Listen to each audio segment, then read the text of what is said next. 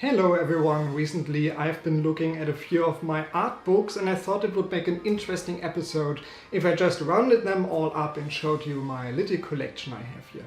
I don't have a lot, but a few things have accumulated over the last 10 years or so.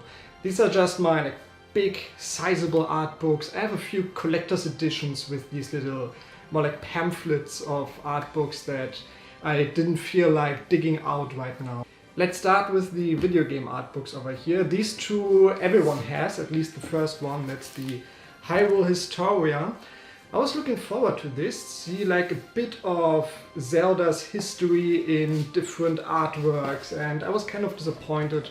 Like half the book is dedicated to Skyward Sword, which was the newest Zelda game back then, and like I don't care about Skyward Sword, not even a little bit. So I wanted to mainly see the really old school Zelda 1 and 2 artworks, the 80s anime stuff, and that's hugely missing in this book. There's a little bit of it, but not really worth mentioning. Most of it is dedicated to the newer games, and I mean that's fine. These games have their fans, but when it comes to art and looking at Zelda artwork, I want to see the old school stuff, and I finally got my wish with this one is really thick and heavy, Arts and Artifacts. If you didn't really feel the Hyrule Historia, this is the book for you. This has all of the classic Zelda 1 80s anime artwork. Like if you enjoy manga from the 70s, 80s, this is the stuff for you. All these paintings, all these instruction booklet artworks. Majora's Mask, one of my favorites as well. This one is the one for you. You can spend hours just looking at this, and they put so many cool things in here. Four Swords Adventure. I mean, this book has everything. So if Hyrule Historia wasn't your thing, Arts and Artifacts, this is the one to get. I know there are some, like 2 more volumes of Zelda art books. I want to get them at one point, but man, this one is probably the one to get. Like, this is a bit of a weird one. This game has a very special place in my heart. And there was an art book that was released, but only digitally. There was no printed version, so I printed my own. I went to a printer, said, print me this as a book. Done. Fantastic. Today, the Cadaver Shoujo art book.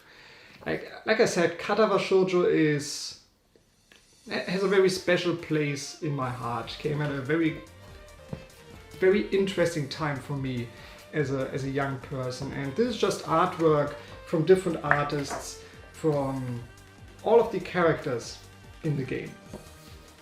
If you want to have this, you can get it as a free download, print your own version. This is just a nice little thing I have in my collection. Cadaver Shoujo art book. Check it out, it's free. These two came in the collector's editions for these games, and because they're kind of sizable books, I got them out for you. This is the Wars of the Lich King and the Bioshock 2 art book. Like, none of the two are really worth getting on their own, but if you're a fan of these games, you probably have the collector's editions already and kind of flip through. They're nice to get. What I always recommend with art books is get the ones for the first game or the first movie or the first series of the TV show, whatever, because you still get all of the amazing artwork from the conceptual stages. When you're getting stuff from like the 3rd game or the 2nd game, everything is kind of set in stone already, and the interesting stuff, or at least things that I find interesting in art books, is kind of missing in those. Still, the Bioshock 2 art book, very cool. The first one had an art book as well, which was released for free as a PDF. It never had a physical release, which is kind of sad. And the first one is, in my opinion, a lot better. Maybe I'll get it printed at one point as well, but the Bioshock 2 art book, if you have the collector's edition, it's really cheap now, the whole collector's edition. Just take a look. Still has interesting information from the developers that you can check out.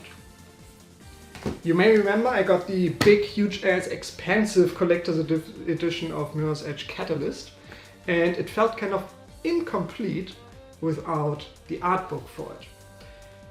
Mirror's Edge 1 I don't think had an art book, so getting this is like the next best thing, and I'm a huge fan of this game. I really like the sequel, many people really didn't feel it, and I thought it was a worthy continuation. There's still some artwork from Mirror's Edge 1 in there. This one is really worth getting. I love the art style in the Mirror's Edge games, and you can just check it out. I mean, these are all paintings you can put on your wall. Amazing stuff. I don't know if it's still in print, so no idea there. But if you can get your hands on it, definitely worth the price of admission. When I look at any art book, it's mostly from this pile. Less of the video game stuff. I like to flip through the Zelda one and a bit of Mirror's Edge every now and then. What I like to do is, actually I don't have them here. Let me get them. So I got these. What I like to do is I like to flip through these. Many people may not know that in the mid to late aughts I was a big World of Warcraft player.